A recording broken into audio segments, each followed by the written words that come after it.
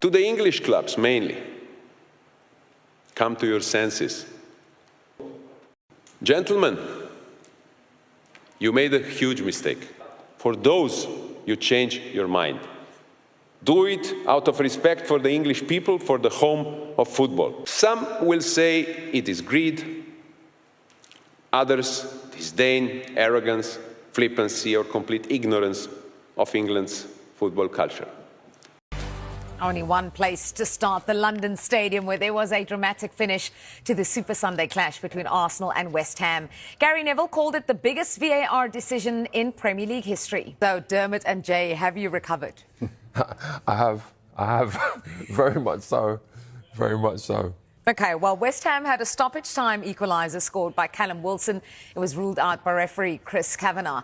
That's after VAR recommended he go to the monitor to review a foul on goalkeeper David Raya. I think that's the reason why it's taken so long. But I think they came to the right decision because, like Dermot said there, Pablo's arm is across Raya's neck.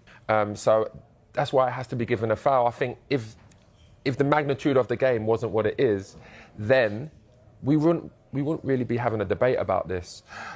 On Raya still, because it's happened before the challenge on Raya.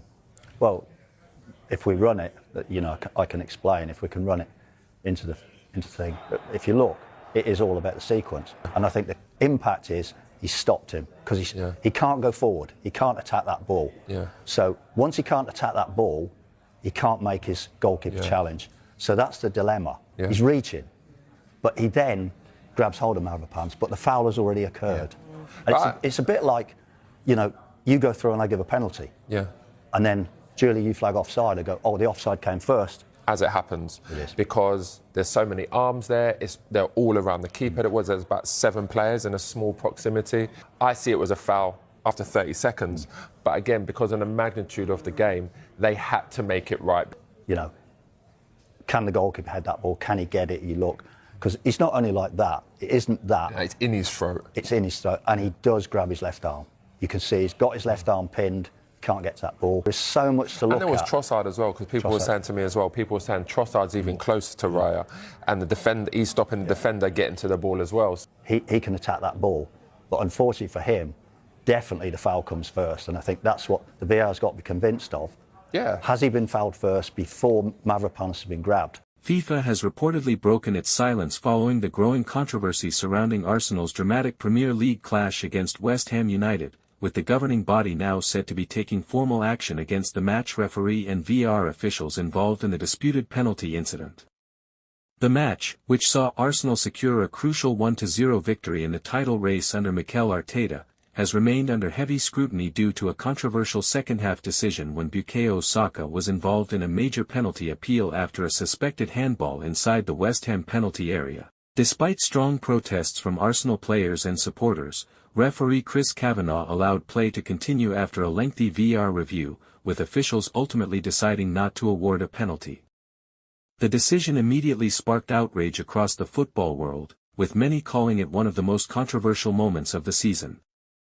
According to emerging reports, FIFA has now stepped in following widespread criticism and has opened an internal review into the decision-making process of both the on-field referee and the VAR team. Sources suggest the investigation will focus on why the incident was not recommended for an on-field review despite multiple replay angles appearing to show a possible handball.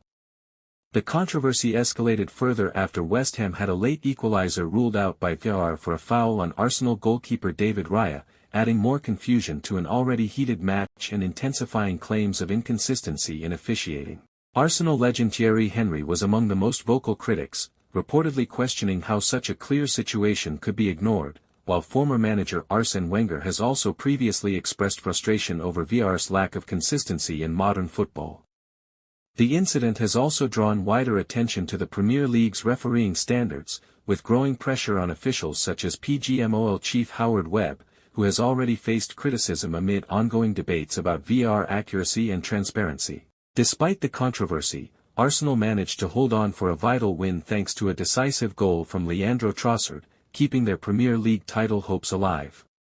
However, the aftermath of the match has been dominated entirely by refereeing discussions rather than footballing action.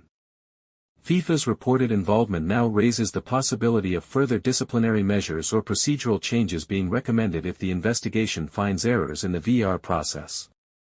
This could include retraining officials or reviewing current VAR protocols used in major competitions. As pressure continues to build, fans and pundits are demanding greater transparency and accountability from football's governing bodies. Once again, a high-stakes Arsenal match has become the center of a global refereeing storm, with the focus shifting away from the result and firmly onto VAR controversy and officiating standards in modern football.